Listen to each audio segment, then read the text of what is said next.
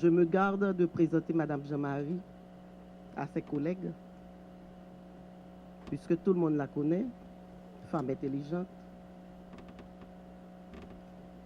rigoureuse dans ses actions,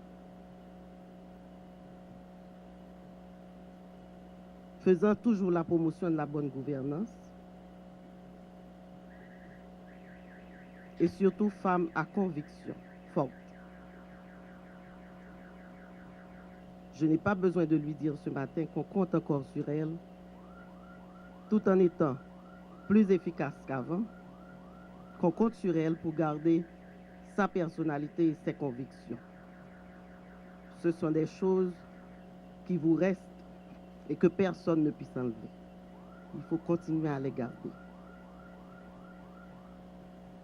Aux collaborateurs et collaboratrices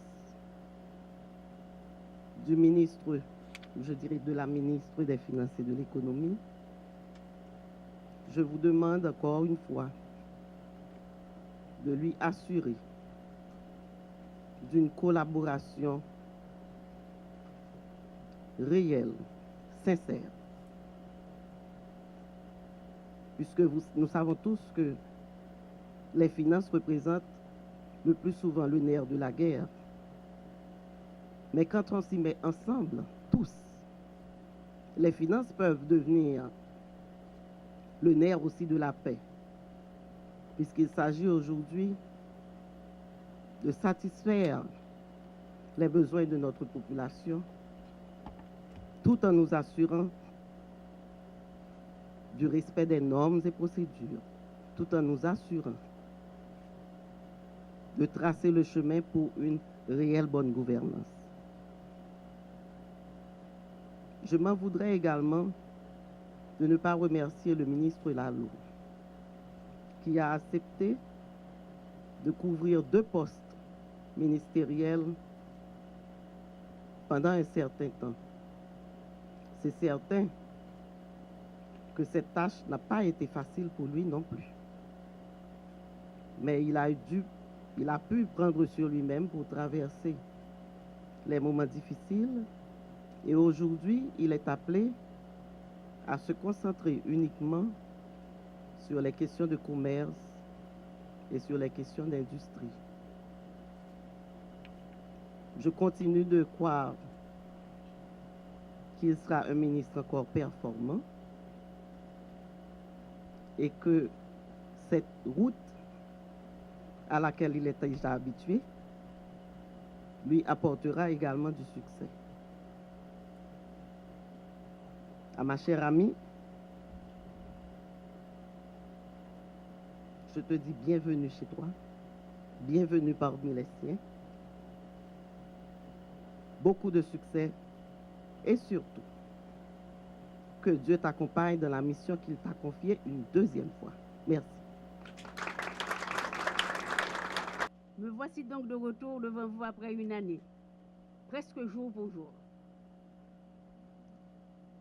Je vous sais tous très occupés et je ne serai donc pas longue. Le ministre Lalou a conduit ce ministère concurremment avec le ministère du Commerce et de l'Industrie et a su lui donner une impulsion dynamique que je compte bien poursuivre. Qu'il soit vivement félicité et remercié. Je pense ici notamment à la création de la Commission de réforme des finances publiques et de la gouvernance économique qui a pu finaliser la stratégie de réforme à moyen terme et s'apprête à livrer les plans d'action triennal de réforme des finances publiques.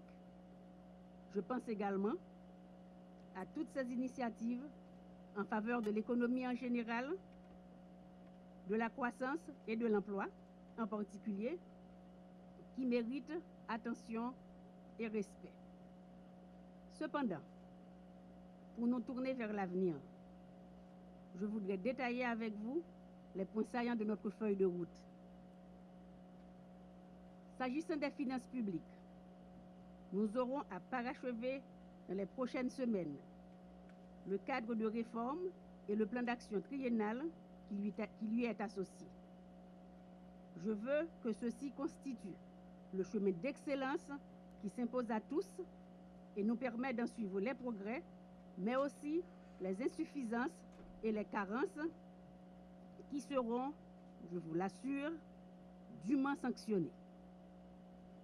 Ce cadre nous permettra d'approfondir le dialogue avec nos partenaires techniques et financiers et d'assurer ainsi une coordination accrue des appuis extérieurs financiers accordés aux finances publiques, qu'il s'agisse des appuis budgétaires ou des assistances et expertises techniques.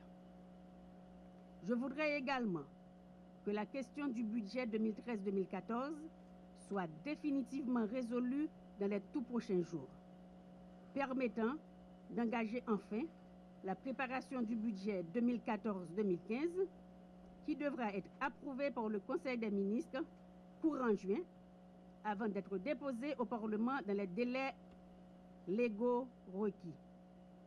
Ce budget devra naturellement assurer l'optimisation des allocations budgétaires en vue d'atteindre les résultats fixés par le président de la République et déclinés dans les objectifs assignés au gouvernement dans le respect des grands équilibres macroéconomiques. Concernant l'exécution des budgets, celle-ci doit se faire de manière régulière et fluide, tout en garantissant le strict respect des procédures et l'impératif d'efficacité de l'action gouvernementale. Ni laxisme, ni entrave. Telle sera ma devise. Dès lors, la mobilisation et la saine gestion des ressources de l'État à la hauteur des enjeux devient un impératif vital et incontournable, à commencer par les recettes fiscales et douanières qui ont connu quelques faiblesses ces derniers temps, tandis que la mise en place du compte unique du Trésor devra être accélérée. J'entends que chacun me propose des remèdes immédiats et je ne transigerai pas avec la recherche des solutions efficaces et durables, reposant sur la généralisation des contrats de performance avec toutes les entités dépendantes du ministère, après audit détaillé de la gestion du passé si nécessaire. Enfin, d'une manière générale, j'entends à ce que le renforcement de la transparence et de la redevabilité associés à la lutte contre la corruption et les conflits d'intérêts deviennent la règle absolue et notre priorité de chaque instant. La manipulation des deniers publics ne peut souffrir d'aucune faiblesse, d'aucun nombre, ni d'aucun manquement. J'y veillerai. Néanmoins, l'importance des finances publiques ne doit pas faire oublier que le ministère repose sur deux jambes, qu'il me plaît d'illustrer aujourd'hui grâce à la présence désormais de deux secrétaires d'État en son sein. L'un dévolu aux finances publiques avec M. Ronald Décembre, que vous connaissez déjà, et l'autre assigné à l'économie avec M. Alfred Metellus, qui n'est pas non plus, et je m'en félicite, un inconnu dans cette grande maison. Vous aurez, Monsieur le secrétaire d'État à l'économie, je ne dis rien au secrétaire d'État aux finances parce qu'il a déjà commencé sa tâche. La tâche énorme d'assurer un soutien effectif et résolu à la croissance économique au travers des politiques ressortant de vos domaines de compétences, y compris à travers l'amélioration du cadre général des affaires. Et sans oublier à ce stade qui devons orienter nos actions. À ce titre, je souhaite qu'un approfondissement significatif des études et des analyses économiques soit engagé et que la coordination en soit rapidement renforcée avec les autres institutions concernées pour syndiquer nos ressources encore fragiles et optimiser les résultats, sans oublier la nécessaire convergence de vues qui doit prévaloir à ce niveau. Une fois la phase d'étude achevée, le gouvernement doit avoir une seule vision et une seule politique économique sous peine de brouiller son message et de neutraliser ses efforts. Aujourd'hui, secrétaire d'État aux Finances, c'est avec la même détermination, le même dévouement que je continuerai sous l'autorité de la ministre, Madame Jean-Marie, à servir mon pays et le gouvernement. Cette nomination élargit mon champ d'action pour s'étendre à la Direction générale du budget, à la Direction générale du Trésor, deux entités du MEF responsables respectivement de la préparation et de l'élaboration du budget, de la conformité et de l'exécution des dépenses de l'État. Madame la ministre, je vais poursuivre et accompagner les réformes déjà entamées dans ce secteur. Et l'objectif est de les doter, entre autres, d'un cadre normatif plus transparent, moderne et plus adapté. Pour consolider la stabilité économique, il est important de soutenir et de continuer le processus de mise en œuvre de la réforme des finances publiques.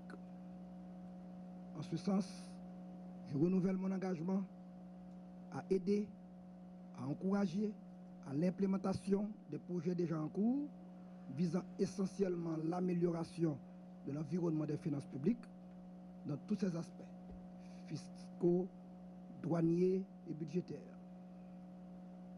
Chers amis collaborateurs, ce qui nous caractérise au ministère de l'Économie et des Finances, c'est le travail. Alors, mettons-nous à la tâche. Ce qui mérite d'être fait devra être bien fait. Je vous invite à vous approprier de cette pensée. Je remercie le Premier ministre de m'avoir accueilli et on a eu de très bonnes relations de travail et aussi mes collègues au bureau du Premier ministre. Et je dois aussi remercier le président de la République de m'avoir choisi comme secrétaire d'État à l'économie. Mes remerciements vont également à Madame Jean-Marie qui m'a fait confiance, qui continue à me faire confiance. Comme elle a demandé qu'il y ait des braves à ses côtés, je ne sais pas, et je me présente comme un brave.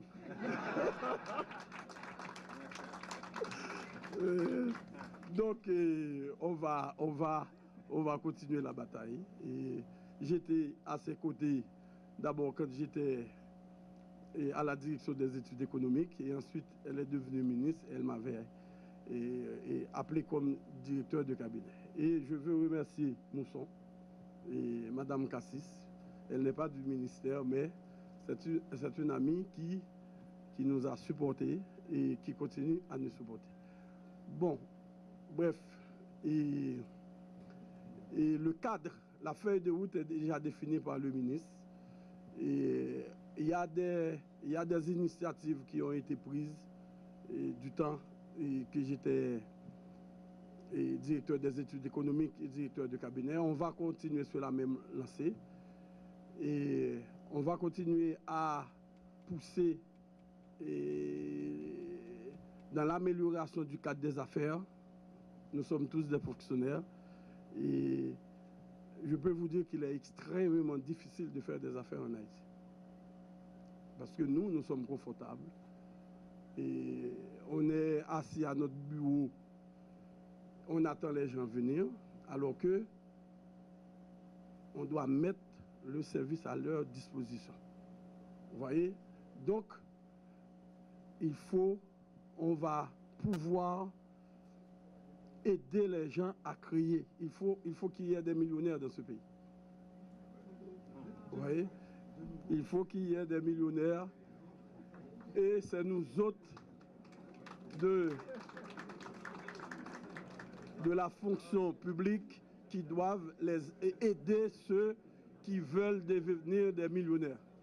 Parce que sans l'administration publique, sans le travail, Monsieur le secrétaire d'État aux Finances a parlé de tout un ensemble de réformes, mais sachez qu'il est encore, on doit continuer avec ces réformes, il est extrêmement difficile de faire des affaires en Haïti.